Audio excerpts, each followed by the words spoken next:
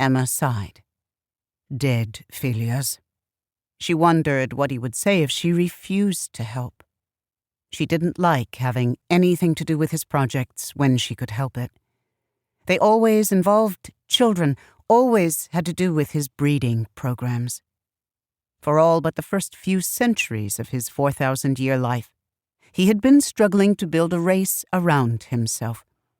He existed, apparently, as a result of a mutation millennia past. His people existed as a result of less wildly divergent mutations, and as a result of nearly 4,000 years of controlled breeding. He now had several strong mutant strains, which he combined or kept separate as he wished. And behind him, he had an untold number of failures, dangerous or only pathetic, which he had destroyed as casually as other people slaughtered cattle. "You must tell me something about your hopes for the girl," Emma said. "Just what kind of danger are you trying to expose me to?" He laid a hand on her bony shoulder.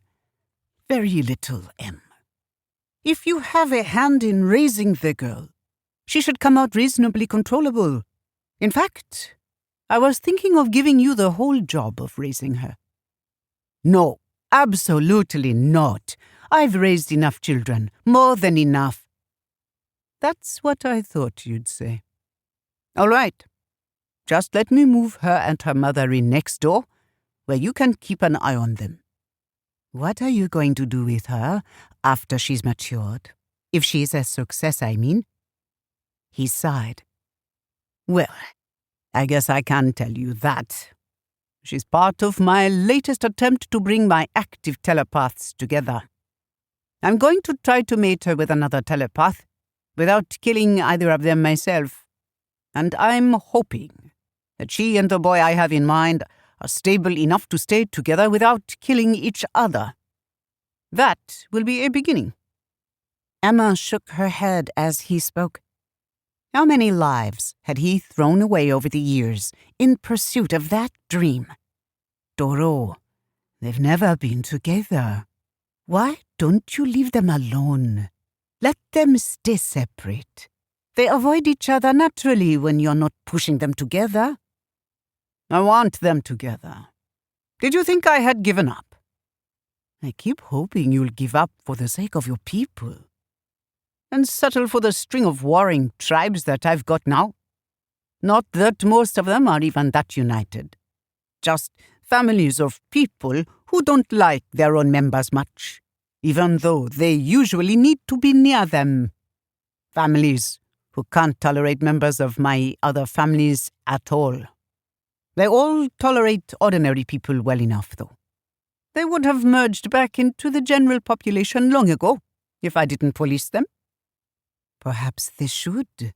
They would be happier. Would you be happier without your gifts, Emma?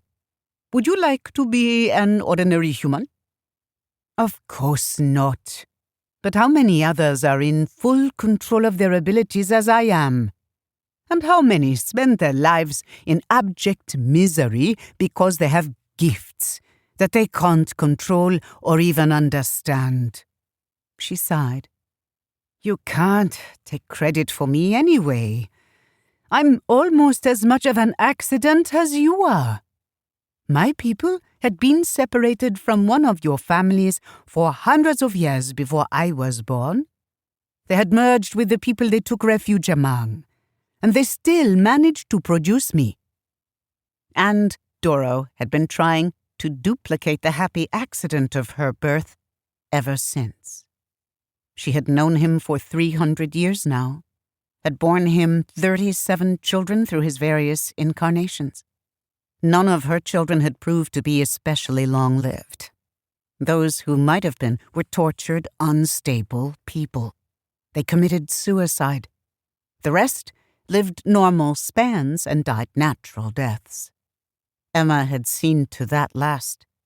She had not been able to keep track of her many grandchildren, but her children she had protected.